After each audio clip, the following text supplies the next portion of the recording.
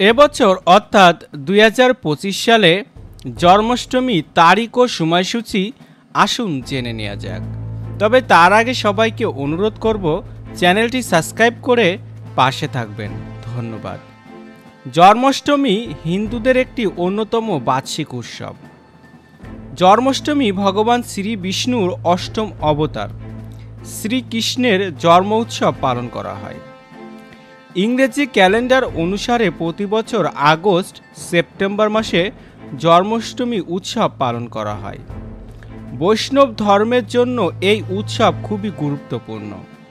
সম্পূর্ণ ভারতবর্ষে জন্মাষ্টমী খুব আনন্দের সাথে পালন করা হয়।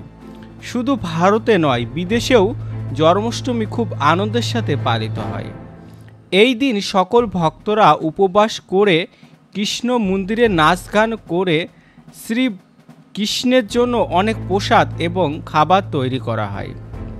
মন্দিরে পুজো অর্চনার সাথে ভগবান শ্রীকৃষ্ণের কাছে মঙ্গল কামনার প্রার্থনা করা হয়।